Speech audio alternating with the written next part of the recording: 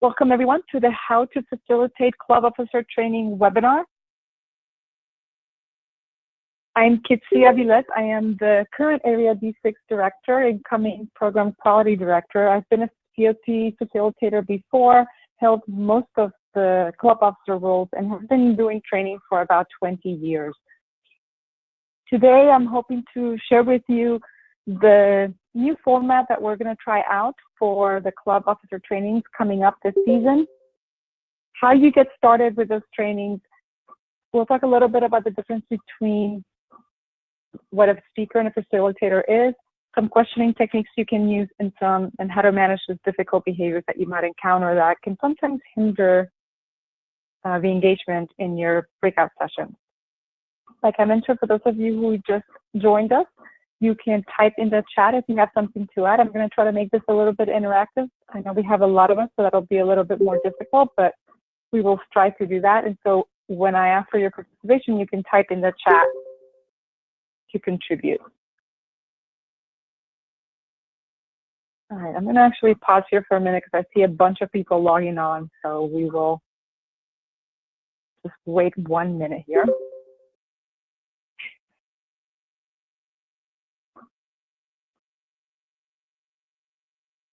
All right, so the training format for the club officer trainings, it's pretty similar to what you guys have seen before, but one of the things that I found that I thought was lacking a little bit is that we have all of our officers get trained separately, but then we ask them to work as a team. So we're adding in a group session this time around where all officers will be in a room together. We'll go over an overview of all the officer roles so everybody knows what to expect from each other. We'll discuss things that are common to all roles, like the Distinguished Club Program and the Club Success Plan, and some tips for working as a team. And then in the breakout sessions, you would then go a deeper dive into the role responsibilities and answer any questions that they have. Do some case studies. These are pretty popular, and you will be given some that you can start with, but you can also always ask for challenges that the clubs are facing and address those during that time as well, during the FAQ and best practice. And of course, it's important that we get those evaluations filled out. So when we start your breakout session, a couple of things that we want you guys to do as you get started. I'm sure some of you are not new to this. Make sure that you pass around that sign-in sheet so everybody gets credit. Nothing worse than attending training and then not get credit for it. And then do a round of introductions. And one of the things that you'll get, this link that I have down here, let me actually copy it into the chat so you guys can pull it up if you want to. This is the facilitator guide that I put together, and it talks about what you can do for that introduction. And basically, we want you to ask the name, the club, how long have they been an officer of that particular role? That'll help you to determine how many people are new versus experienced so that you can tailor your breakout session to the attendees. And then ask what they want to get out of the session, again, to help you tailor the session. So if everybody's brand new, you're going to probably spend more time talking about the roles versus if everybody's experienced, you might spend a lot more time talking through challenges and sharing best practices. There'll be some handouts that typically the division director will send out to you ahead of time so you can review those. And that'll include an agenda, a guide for you, as well as any other handouts that are pertinent to the role. For example, the treasurer, we might have that tax form, VPEs, there might be more pathways information, that kind of thing. And so make sure that you have enough copies of those for everybody. Your division director or whomever is organizing the particular COT that you're facilitating will give you instructions as to whether they'll be provided to you or you need to print them. And then it's important at the beginning that you set the expectation of what the session is about, that this is in a lecture, that this is something that we're going to together have a discussion around what it takes to fulfill this club officer role and how can we will be sharing ideas and best practices with each other to learn from each other. And as part of that, you can review the agenda. Any questions so far? Feel free to type in the chat if you have questions at any time. Hi, Stuart. Thought you could make it. All right. So this part will be a little interactive. So all of us are speakers. We're used to speaking, but when you're facilitating, it's a little bit different. You're not lecturing. You're trying to have a discussion. So what are some things that are different between a speaker and a facilitator? Feel free to type in the chat if you want to take a gander at an answer.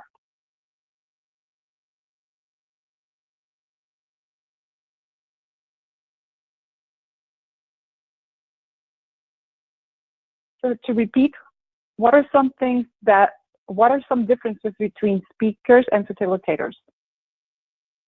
Excellent, Mike. Yes, the facilitator lets the officer speak. So you're not doing all of the talking. You want most of the attendees to be doing the talking. Excellent. Anything else?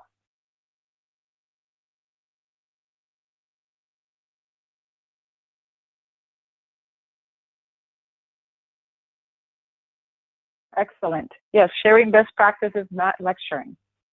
And that includes you sharing best practices, but as well as allowing, like Mike said, the officers to share best practices too, right? That are in attendance. Because again, you're going to have some experience and some not. Just like I'm doing here, as a trainer, I know that I don't know everything, right? And so it's important that if you have experts in the room, that you let them share their expertise as well.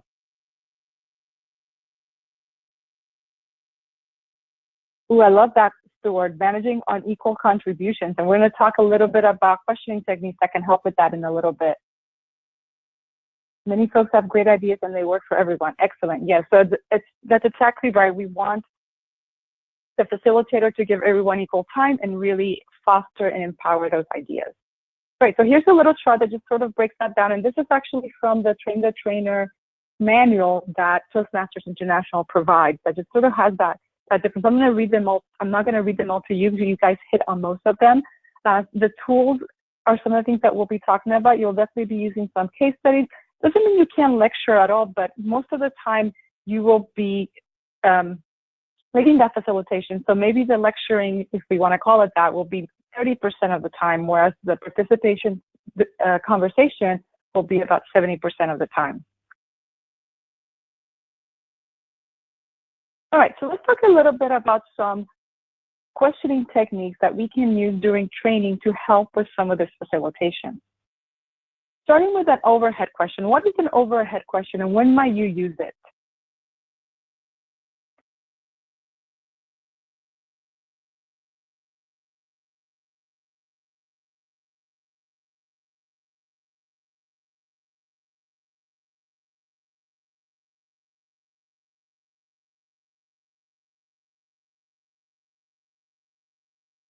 Yeah, so what I'm doing right now, right? I'm asking, sorry, Stuart said a question asked generally to the group. I'm asking the question to the entire group. I'm doing that right now. What's the benefit of using an overhead question versus what we're going to talk about next, a direct question?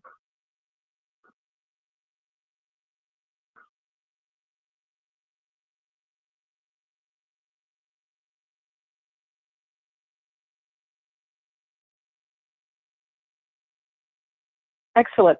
Yeah, we get many answers. We're not putting any one person on the spot. We're not expecting the right answer either, right? It's usually an opinion type question. So let me reveal this. We're putting something out to the whole group. And generally what you're going to be doing during your COTs is overhead questions because you're putting things out there and sometimes they'll ask you something and you can throw it back out to the group to, again, engage everybody. In contrast, a direct question, we ask of a specific person, right? And this question is one that you may want to use, as Stuart mentioned earlier, to managing unequal contributions. So if you know that if you see somebody who's not saying anything, asking them a question directly might draw them out. Maybe they said something during that introduction that they had a specific challenge that they were trying to solve or a specific takeaway, and then you have a question that pertains directly to them. You can pose that directly to that person. Or also if somebody's not paying attention, right, this is how you can engage them. And then we have open and closed-ended questions. So an open-ended question, we're pretty familiar with this one, right? I've been asking pretty much all open-ended questions. They don't have a right or wrong answer. I'm just soliciting your opinion. And again, I'm not singling anybody out. Versus a closed-ended question, I'm asking usually for a specific answer. Maybe I'm quizzing the audience and getting some quick feedback. Absolutely. Open questions are usually better, and it's what you are going to use most in COTs. You're going to probably use the most open-ended and overhead questions to elicit a lot of discussion. So you're going to post a question out there and let people throw out their ideas, because that's what we want. We want an exchange of ideas, especially Stuart. And you said you weren't going to engage. Stuart said, is this a closed question? Yes, there we go. I feel like I'm just talking to Stuart and Tim here. So yeah, typically we're not going to be quizzing the officers there, but you could at the end if you wanted, right? But typically we want to do open-ended questions and overhead questions to try to draw them out and get them to share those ideas. All right. A few other questioning techniques that I want to point out that, again, most of you may know, but I found a lot of times when we facilitate.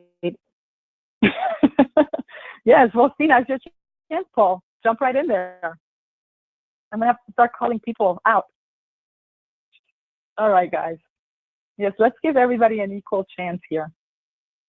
All right, so sometimes when we pose a question, one of the hardest things for a facilitator to deal with is silence. We feel, oh my God, this is taking forever, nobody's saying anything.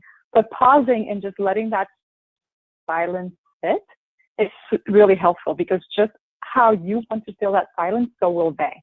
So just pause, let the question hang, and somebody will jump in and answer. Usually Tim. If they don't say anything, a tactic you can use is just repeat the question or rephrase it. And that sometimes helps to draw people out. Or you can give a hint. A hint obviously usually works better if you're looking for the right answer, but sometimes people don't understand the question, and so giving an example might give them a change. The next bullet here, one at a time. I sometimes see facilitators do this where they'll ask a question a different way, but they just kind of, and then ask follow-up questions all in one, and then nobody answers because they're not sure which question to answer. So be careful of doing that and just ask one question, get an answer, and then come back to the rest. I want to just put this notion of the parking lot out there. Sometimes you're going to get questions that have nothing to do with why they're there, right? And not that we can't answer those, but we want to try to keep people on task. So if it's something that's wildly out of the scope, you can put it on the parking lot, have a sheet of paper where you can write those questions down, and you can either follow up with them via email afterwards, or just with that particular person one-on-one if it's something that's going to take a long time and derail the rest of the discussion. Exactly, Carol. We should totally have a parking lot here. I will start one in my desk here. But yeah, exactly. You want to make sure that someone or something is not derailing the conversation. If they're asking a question that you know is going to take half the time, push that to the end, and then you can do a tie back to that at the end. All right, questions, anybody so far? Man, you guys are a lively bunch. All right, so let's talk a little bit about managing difficult behaviors. And I would love to hear from other people here that we haven't heard from. So feel free to jump in, and Tim and Stuart can take a step back for a minute and just see if we can get other people to contribute as well. So we have 4 different types of behaviors that we're managing. And notice I said behaviors, not people, because all of us have been this person, all of these people. I know I have. I can be the talkative. Sometimes I'm not having a good day, I could be silent. Certainly been the know-it-all. And again, if I'm not having a good day, I could be negative. So it's a behavior that people might bring because they're coming from work, or they're, either at their lunch break, whatever. So we're trying to just manage that behavior. So again, it doesn't derail the rest of the conversation and discussion that we want to encourage between the participants. So the first one is the talkative. So what are some behaviors that the talkative is exhibiting? What do you guys think? Other than talking a lot, obviously, but what are the results of that?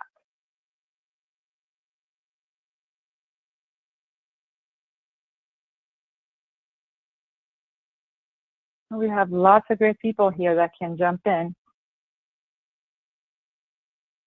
Asking too many questions, interrupting the speaker, absolutely.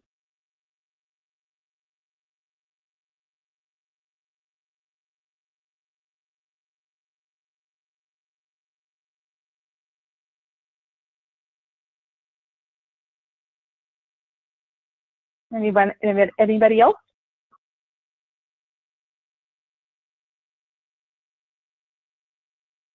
Yeah, going off topic on a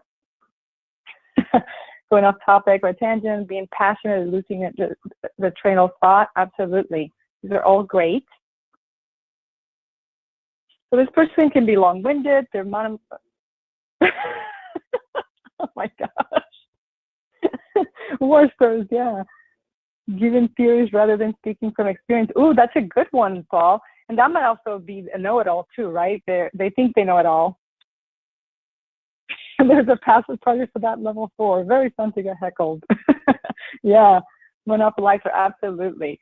So this person, you know, they're engaged at least, right? So we at first like this person because they're engaged, they're participating, but then you realize they're the only person participating because no one else can get in a word itch-wise because this person is continuously answering all the questions and asking all the questions.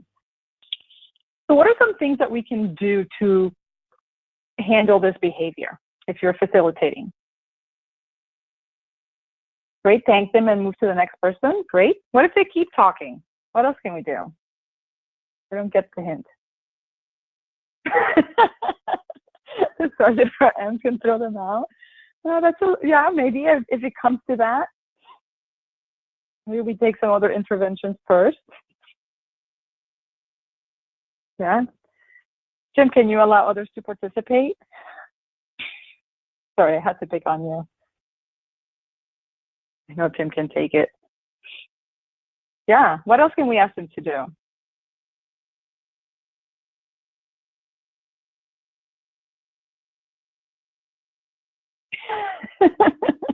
Give them a role. Yes, Wayne, that's a great one. And I love Paul too. Good points. I like to hear other opinions.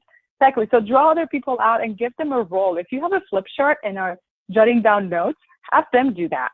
Then they're busy and they're participating and they feel like they're involved. And so you guys mentioned most of these. Let's hear from others. Give them a task. Close-ended questions are your friend with this person. Don't ever ask them an open-ended question, or that just gives them free license to speak and speak and speak. All right, how about the silence? So now we have the opposite. This person's not saying anything. What might be some behaviors that are at play here?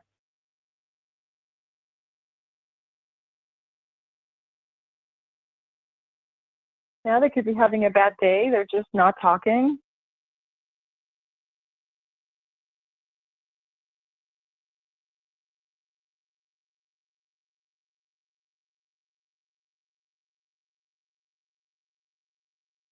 Yeah, that's an excellent, looking at their cell phones.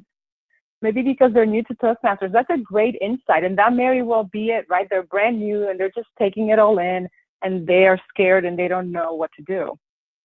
Absolutely. So they don't think they can contribute. So they rarely comment. They won't respond to overhead questions. And I already saw Carol said that one of the interventions is to ask a direct question. Excellent, because they're not going to respond if you just pose a question to everyone, but they might respond if you ask them directly. So this is a great use of a direct question. What other things might we do to help this person get involved?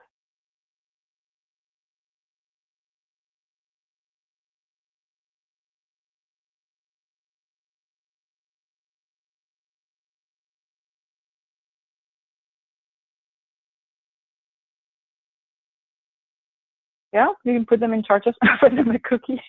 That would work for me. I'll do anything for a cookie. Put them in charge of something could work, but then they might not say anything. We still want them to say, give them a hug. Love that. Yeah, let everyone know that we'll go around and each person will have a chance to speak. Absolutely. That's a great one. So going to Tim's give him a hug.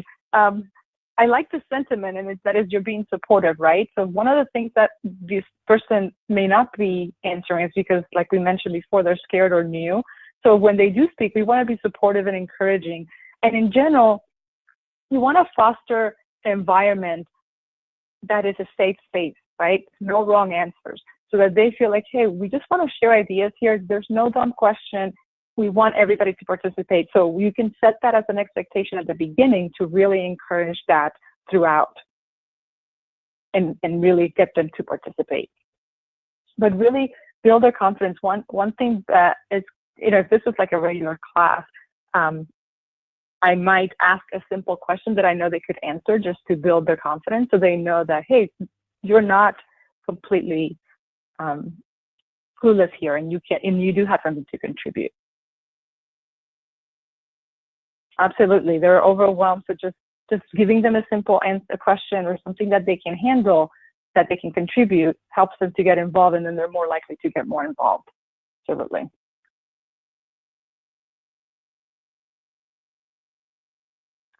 Ooh, that's a great idea. Have everyone write down individual comment and ask for comments after collecting and sharing those notes. That's actually a really great idea. Sometimes people just can't come up with answers on the spot. So just even giving people a chance to answer the question on their own before you have a few people share out is a great tactic. Yes, start with small group discussions, absolutely. And this is why those case studies come in so handy, because they're more likely to talk if it's just 2 or 3 of them than to the whole class. And then they still share their ideas, and then those get shared out to the whole class. Excellent, yeah. I love these ideas. Awesome, all right. So now the know-it-all. I know I've been this person.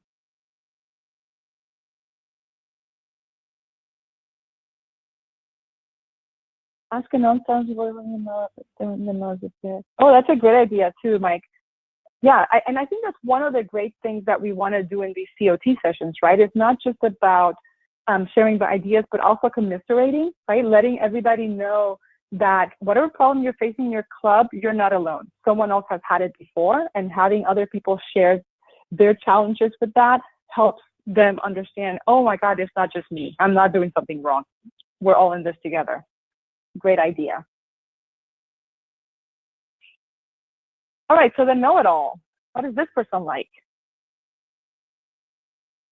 I know we have none of them in this room.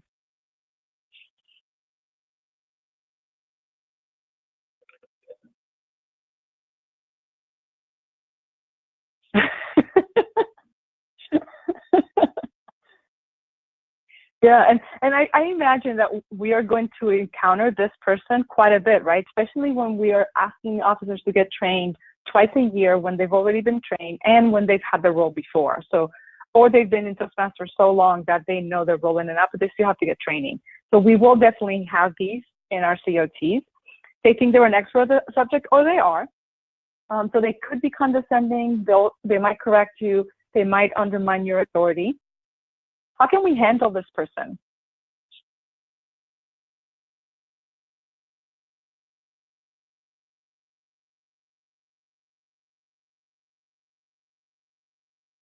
Turn them into allies. Yes, Paul, I love that. Careful. Yes, I love that. Turn them into allies. That's great. The last thing you want is to have an argument with someone, right? Like, no, I'm right, you're right. No, we want to try to find a win-win situation, right? I use this person. Yes, I love that. That is actually fantastic, Dimitri. Emphasize that we're here to create an environment for sharing best practices, not get trained. And that is a great thing to say when you're setting those expectations at the beginning. Because a lot of people come in and think, oh, someone's going to tell me everything I need to do, and I don't have to do any of my own research or reading, right? And we're trying to just empower them and share those best practices. Throw pathways questions to the know-it-alls. What if they're a pathways guide, Mike? Sympathize with how they were sent to training for DCP points. Oh, I love it. Oh man, you guys are awesome. Yes, it is very difficult. And we'll try to deal with a little bit of that in that group session too. And of course the VPs will too. One of the things that, one of my goals for this year is to find more ways to get pathways, webinars and other education out, and maybe some labs so that people can get some hands-on practice. So hopefully more to come on that. All right, so some interventions for this one. You guys got most of these as well, because you guys are all awesome. Yep, thanks for the contributions. And again, you don't want to discredit them or you. They're an ally, they're your ally, and treat them that way, because they might eventually know something that you don't, and it's great to turn to them. And again, you're trying to do less talking than they are. So encourage them and involve them where needed, but also use some of the tactics we've learned before to make sure everybody has a chance to participate. All right, and finally, the negative. What is this person like? We encounter this one?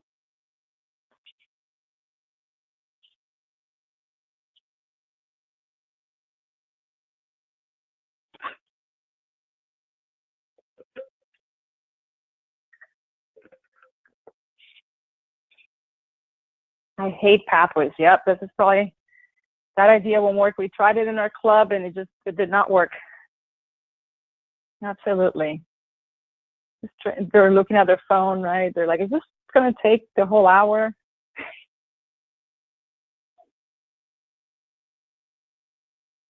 Well, that's the reason why I hate pathways. Oh, man. I actually like pathways. Am I the only one? Absolutely. I acknowledge the reality, but keep going back to the group. So we're getting into intervention. So let me reveal this here.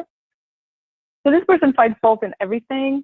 They bring down their group, but we can't ignore them because that just encourages them further. So absolutely. I love that. Trust the group. Yeah. I'm sorry, Mel. Maybe it's because I'm a teacher and I just love anything new and shiny. But it does have problems. I will admit that. We'll work through those. All right, so some interventions for this: acknowledge complaints, ask for suggestions, and again, redirect and discuss after class. You want to keep the class on task. All right, any questions? We actually got through this quicker than I expected, but we'll have a little bit of time to practice some of this.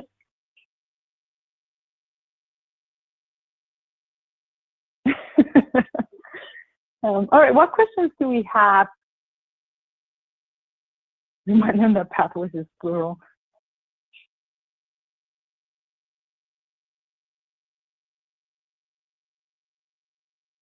All right, why don't we have, if nobody has any questions, why don't we have a little fun? Does somebody want to try some of these techniques, facilitating a short discussion, and then the rest of us will be your audience of difficult behaviors. So I'm going to unmute us all.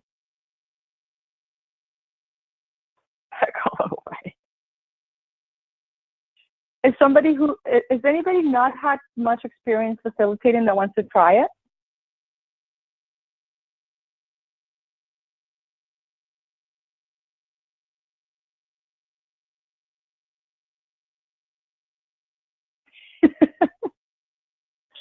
We want to just all heckle Tim? Is that if everyone gets silent, nobody wants to try it? All right, we'll let Tim try, and then the rest of us can, embody some of those behaviors. Let's see here. You can choose your favorite, and Tim will try to handle us all. So Tim, what are we? Tim, can everybody speak now? I think I unmuted everyone, but it looks like everybody's still muted, so you might be muted on your end. So feel free to unmute yourself for this one, and we'll have an actual discussion. And so Tim's going to be your facilitator.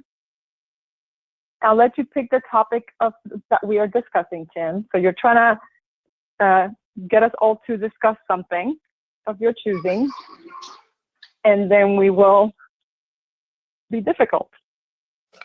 Practice for your pathways. Everyone pathways piling. Oh man. Are you able to speak, Tim?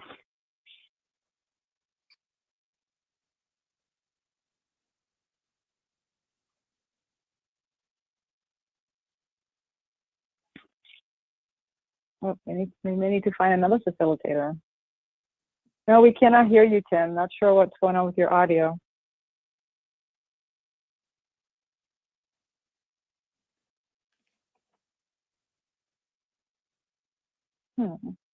I unmuted mine. Can anyone hear me?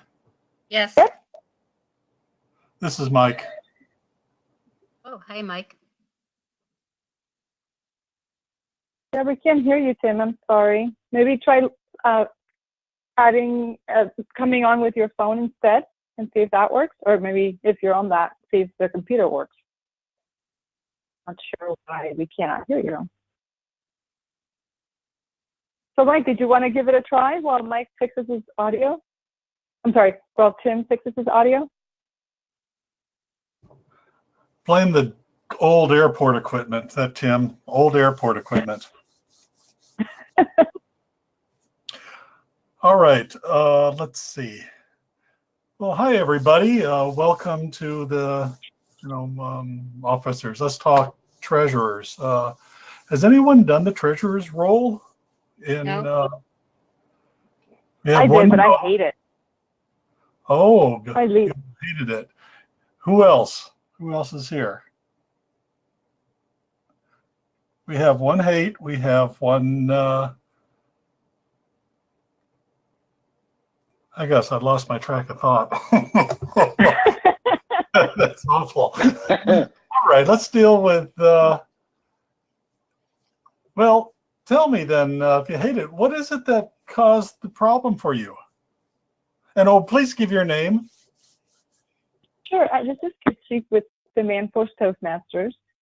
I just hate asking people for money. I hate chasing people down for money.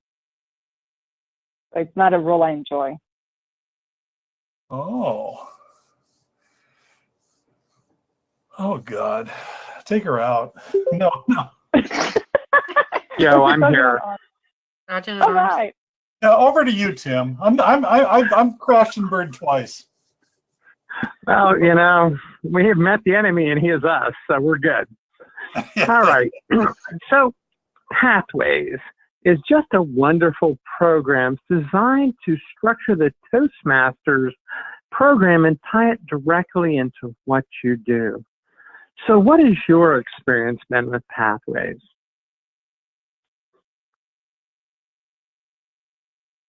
Wow, silence. Hello? I love it. Me too. That's great. What do you love about it? I love that. I love the different options. The only thing I don't like is that you can't see them all at once. That's unfortunate. I've had some conversations about that, and that's just the way that I don't, it's just the way it is currently. That doesn't mean it will necessarily be that way tomorrow. And there's ways, once you get through one path, it's not perfect, but you can generally look at a lot of the other stuff. That's another story for another time. Who else? Who else likes Pathways? Okay, who doesn't like Pathways? I don't like Pathways. Why not? Well, because on the one hand, it tries to be something and improve that I understand the value of it, and I'm happy to explain that to my members. But the reality of it is that the user interface is really hard to use. So people getting lost, I'm getting lost into where the links are. I'm a president of a club. So okay. It is hard for me. It is hard for my officers. It took me many hours for me to figure out how to use it and then communicate that to my officers, and then the officers being able to communicate to the people. And it's a constant battle. And I'm trying every time to get people excited about Pathways.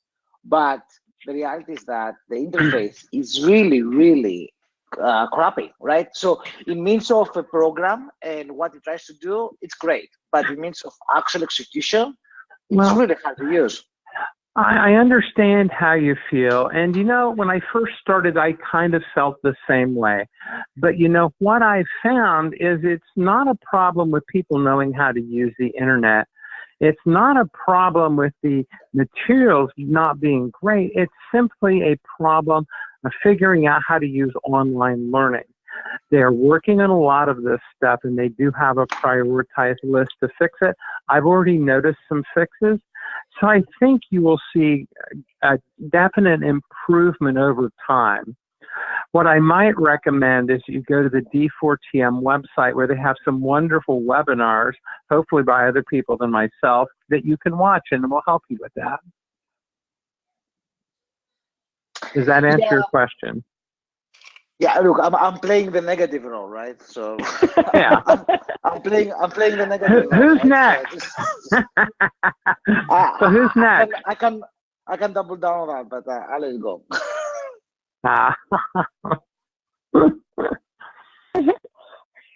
We're not being very good hecklers to Tim here. Oh, Yeah, well, definitely. it's just a tough crowd tonight, Kitzzy. I know. Everybody's like sleepy. All right. So let's pause there. Tim, let's give Tim some feedback. What did Tim do well? And you guys can speak. We don't need to chat anymore. We can speak if you want, or you can chat if you can't speak.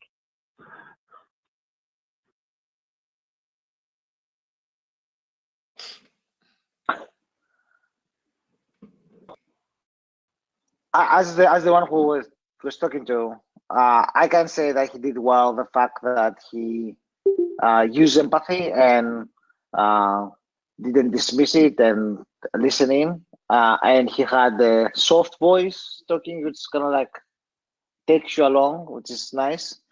But what I didn't like, after the idea of like go and read about it or read the webinar, it is relevant, but it doesn't solve the problem. So I don't think that was.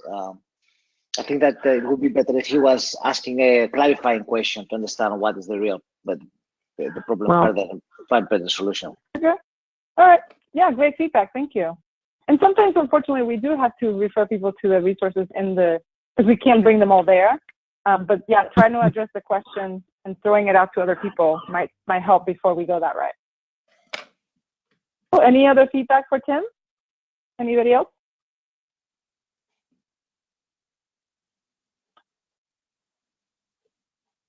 Well, suicide's not an option for me, so you're stuck with me, okay?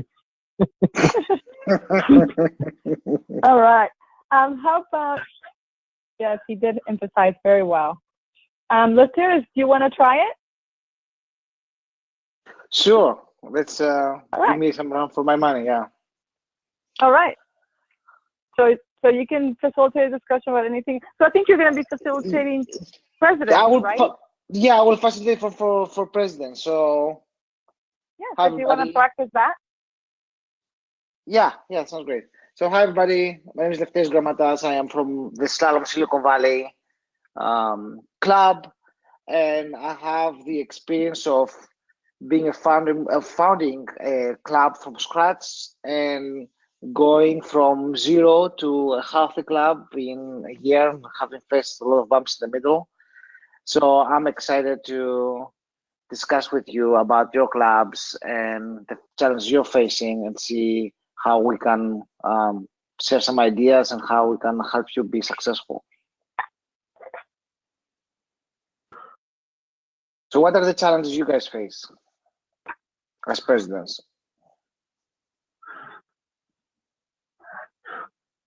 Mostly difficult personalities, and it's very difficult to deal with all these people. You know, these people want things from me, and I'm just like, I thought being the president, I didn't have to do anything. I just let them do their job. Why is that? I don't understand.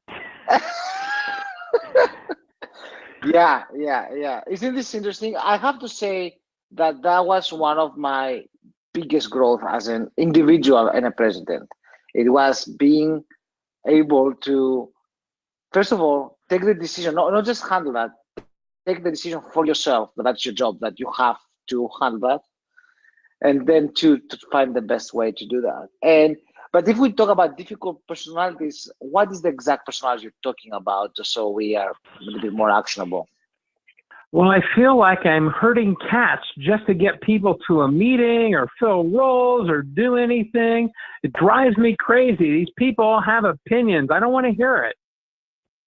Yeah. So when I totally was president and we became presidents distinguished, I just got things done. You just have to get in there and get things done, Tim. Yeah. Why? I think you're just not doing it right. I just don't know. I mean, I can't get the secretary to do your job. I can't get the treasurer.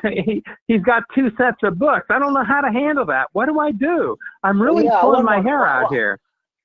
I hear that, and I totally feel the frustration. I think that it really comes down to really thinking what Toastmasters is about, right? So Toastmasters is about helping people with their communication or leadership skills. And the question you need to ask yourself, do your members take that value? Do they feel they're getting value out of your meetings? Like the problems you're having are peripheral. You need to think the core. Well, the core is your sessions. How are your sessions conducted? When people are actually doing the session, do they feel great? But the number one thing that I realized was having killer meetings is key. And it is your product. It's what you're selling, is what people are coming for. If you have that right, then the rest of the things follow. And in the quick answer to your challenge that I found working for me, one is make killer meetings. I have a bunch of millennials, and all they want to do is look at their phones. They don't want to pay attention. I can't even get an evaluator to evaluate. Like we need a club mentor to help you out. That solves all. Actionable.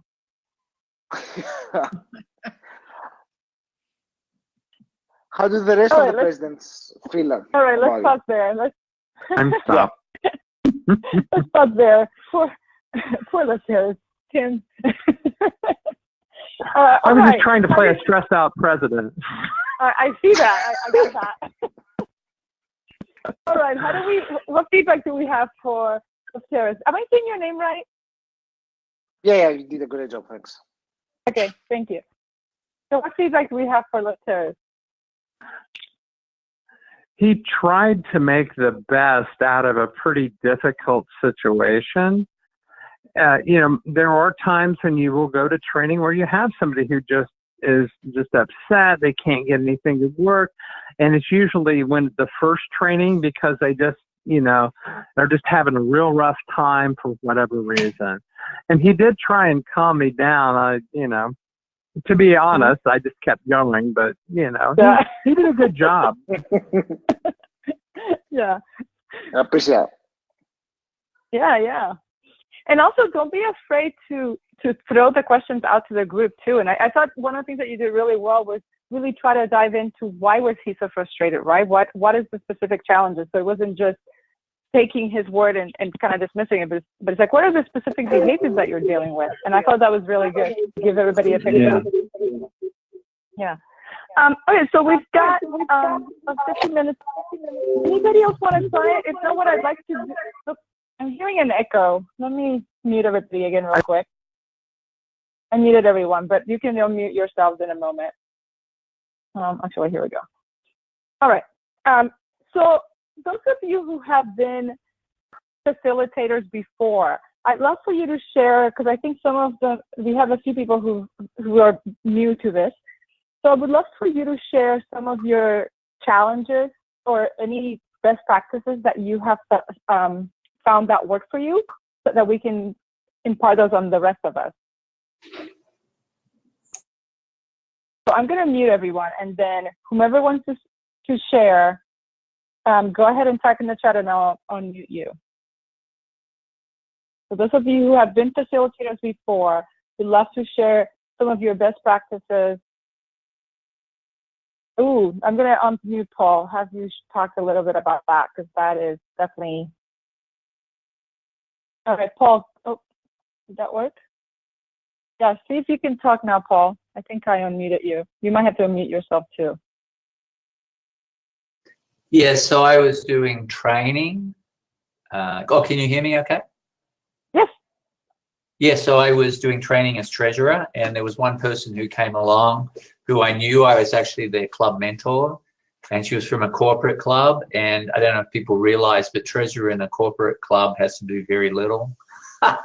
So the training was finished in about 5 to 6 minutes. So yeah, that's who I was. I was a treasurer of a corporate club, and I just hated it. I don't know. I had to do a little bit more, but it was still problematic.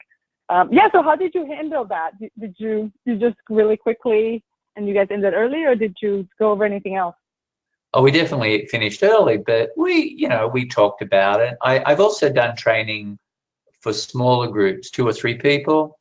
So what I tend to do then is make it even more collaborative and just cover the basics. You always get through that quickly and then try and do a case study approach. So, but it always finishes early. That's okay.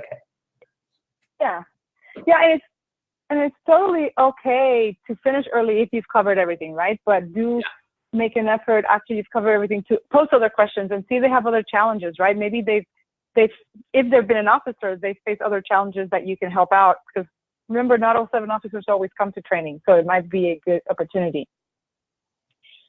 All right, thank you, Paul. Carol, do you want to share? I'll unmute Carol. I know you typed in, so I don't know if you wanted to elaborate. Yeah, when I did training for secretary a while ago, we had a very small group because it was around Christmas time, and it was very collaborative, and we had a really great discussion about what works as secretary and what doesn't.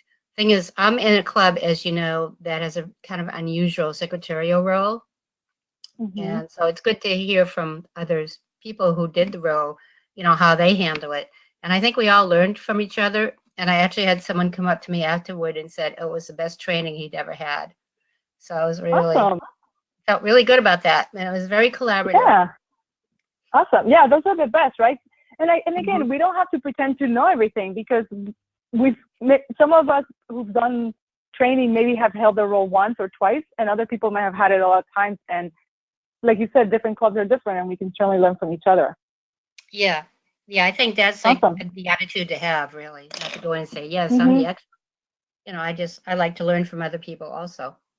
Yeah, absolutely. We can all, I remember I did a VPE training once. Actually, it was, I forget who was in that, but it was somebody from Stewart's Club.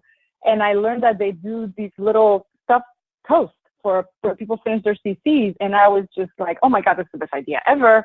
I still haven't stolen it, Stuart, but I'm working on that. Stuart, I think you're unmuted if you want to share.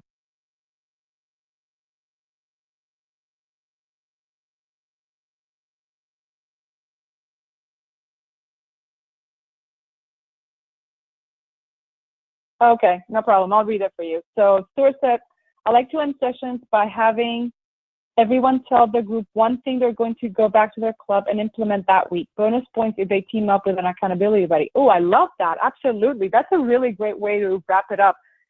Or even ask, what's one takeaway that you got out of this session? That gives you an idea of what was good. But I love that, because that's actionable. That's really cool. I think, yes, awesome. Love that idea. I think I'm gonna put that in the guide. See, I'm learning things too. Tim, I think you wanted to share, or sorry, I'm trying to mispronounce your name, Pei? Did I say that right? I see you're unmuted, so I don't know if you wanted to share.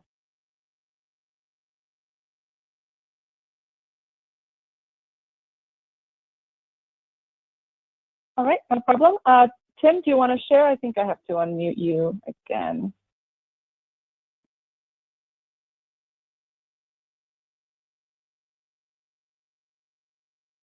Great idea, Mike. And that's actually in the guide that those of you who are facilitating will get.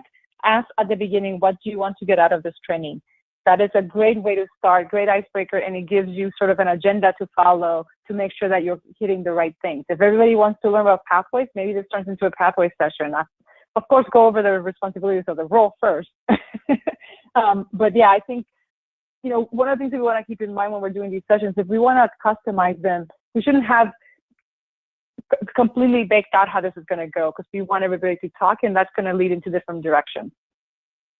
All right, I think we have time for a few more. Tim, you wanted to share something?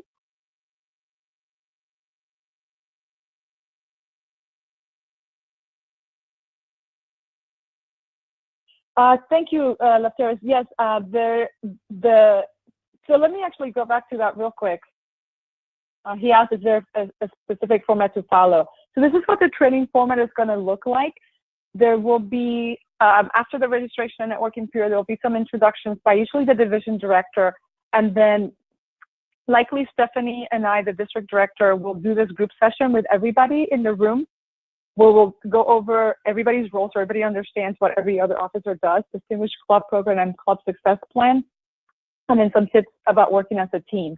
Then when they go into the breakout sessions, which is where you come in, Lefteris, with your role, you'll go over the role responsibilities and then do some case studies and FAQs and best practices. The idea is to, again, after that introduction, where you ask them what club they're from, how long they've been in that role, and how long they've been a Toastmaster, you ask them what they want to learn. Those three things will give you an idea of the experience level in the room, as well as what kind of topics they're interested in. And then you can use that to tailor the rest of your training. So if everybody is looking for a specific thing, you can talk more about that, and vice versa. And it's a good idea to write those things down. That way, at the end, while they're doing the case studies, you can look at that list and see if you missed anything that you want to cover at the end. Does that help?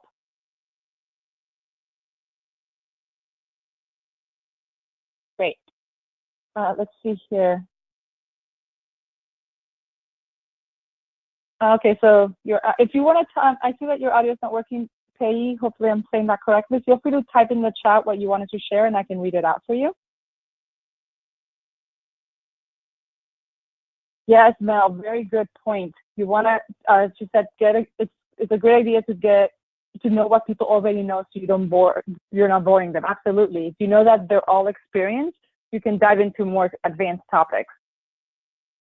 And also, if you find out that there's like a bunch of experienced people and one or two new, you can have those experienced people share some of their best practices with that person.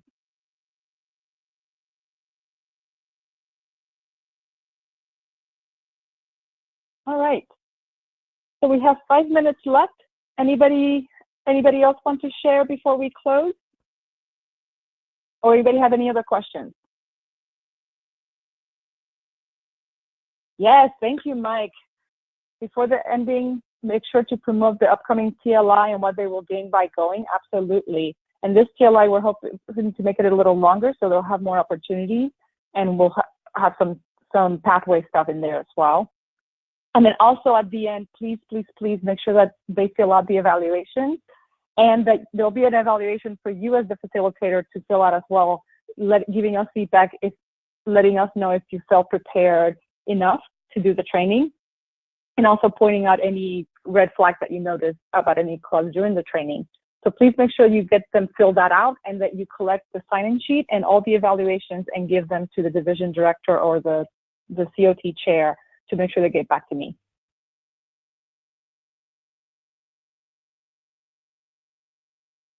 I hear you, Lefteris. Yes, I'm actually a member of a corporate club as well, and when I first did training, I was DPE of that club, and that's the training that I did. President should be pretty similar, but also you can get ideas from the rest of the group too. So don't be afraid to draw from the people there that have experience.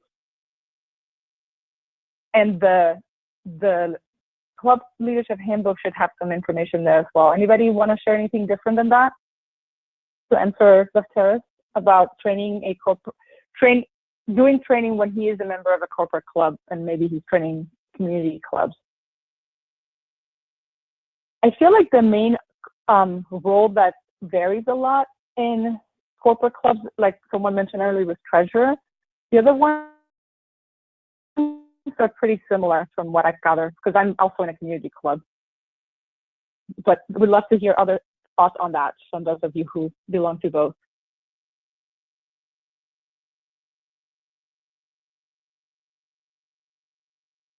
Yes, good point. Thank you, Stuart. That's true. PR is often different too, because you might be promoting within instead of outside. Yeah, PR. I think we do. Our VP PR does very little in my corporate club, but sometimes that might be hanging flyers to try to get other people to come in, or working with HR more, and that's something the president can do too, right? But yeah, so there'll be some differences, but again, you can draw on the audience as well. Again, remember, we're not expecting you to get in there and know all the answers. In fact, a lot of times, I know that I do this too, and I try not to, but when they pose a question, that doesn't mean you have to answer it. You can post that back to the group and say, what does everybody else think? What ideas do you guys have? So if you don't know an answer, or even if you do, it's a great practice, because that gets everybody involved and gets the ideas flowing. So don't feel like you have to be an expert. But one thing that's good to begin with, before you do the training, is just review the pages from the club leadership handbook for that role, and that will give you a good foundation.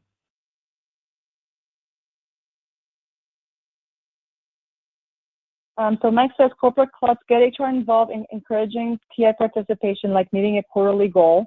And Stuart said, pro tip, if you don't know the answer to a question like that, flip it around and ask the group to brainstorm. Exactly.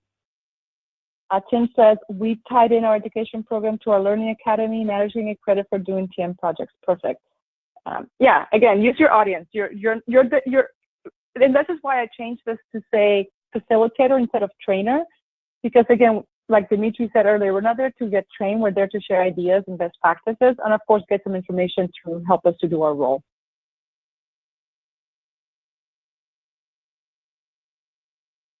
Haha, Oracle gave the self-TM club free lunches, nothing for the technical folks. Interesting. All right, guys, well, we are at the end. Thank you so much for your participation and engagement. This was a lot of fun for me as well, and I learned a few things too. And I hope that you guys will learn lots of great things while you're facilitating. If you guys have not already signed up to be a facilitator, let me go to that slide really quickly. Oh, here we go. So again, you need to have served in the role for at least a year. That's just to give you an idea of what the role entails. It's nice if you attend this webinar, which you did. And if you guys could fill out this form for me to let me know your availability, that would be great. I'm linking that right here. So if you haven't done that and want to participate as a facilitator, please fill that out and we will be in touch.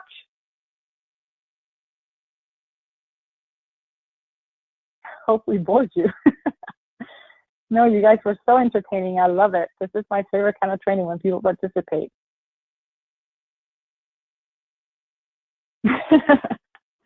All right, guys, thank you so much. And I hope to see many of you at Club Officer trainings.